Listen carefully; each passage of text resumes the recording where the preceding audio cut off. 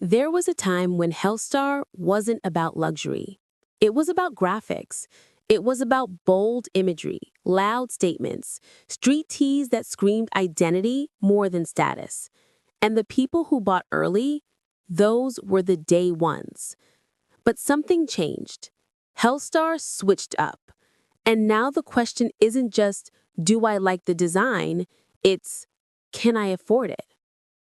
Hellstar launched around 2019-2020 in Las Vegas, founded by Sean "Sini" Holland and friends. In its roots, Hellstar was doing what many streetwear brands did: graphic tees, bold motifs, alternative culture, underground aesthetic. Skulls, flames, cosmic stars, gothic typography. The kind of visuals that gave the brand an identity before the price tag mattered. Those early tees were accessible.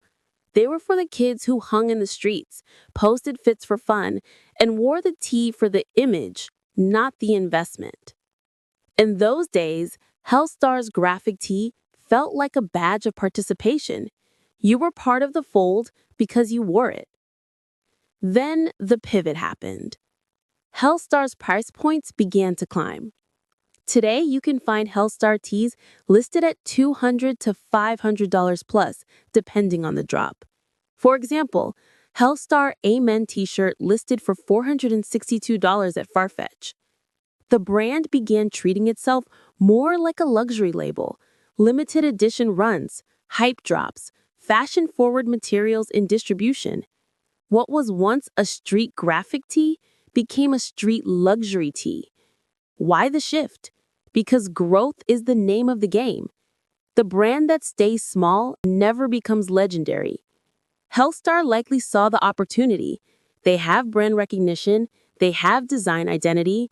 Turn that into premium pricing and you scale revenue. For the early Hellstar supporters, this shift had both upside and downside. Upside: if you bought early, you might now own a piece that carries more status than when you purchased it. Your early fit looks prophetic. Downside: the tee that cost $50 is now $300 for a new drop. The shirt may retail for $120, but good luck catching it for that price. The barrier to entry gets higher.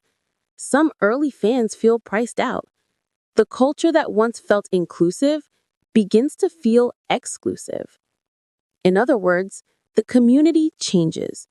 What was once a name for the streets starts to look like a name for the wallets. To the new buyers, those who are just entering the Hellstar game now, the brand signals premium.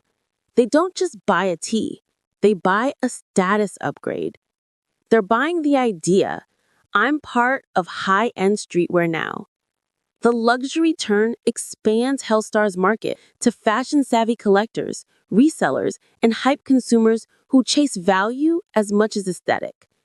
So for Hellstar, this is good business. It turns a niche graphic tee brand into a luxury brand with higher margins. It's the ultimate goal of a streetwear brand: get respected in the streets, then get respected in the boutiques. This move is a double-edged sword. On one hand, Hellstar has grown. They've elevated their brand positioning. They're no longer just graphic tees, they're collectible fashion. On the other hand, authenticity risk. The brand that built its identity on accessibility and bold graphics risks alienating its day ones. When you raise pricing, you risk losing your core. And in streetwear culture, if you lose your core, you lose your credibility. It becomes a balancing act. Can you maintain that underground edge while commanding luxury prices? Let's be real. Growth isn't bad. For Hellstar, evolving from graphic tee to premium streetwear may be exactly the path they wanted. They leveraged their design identity, their early community, and turned it into something bigger. But the question every brand faces: who do you serve now?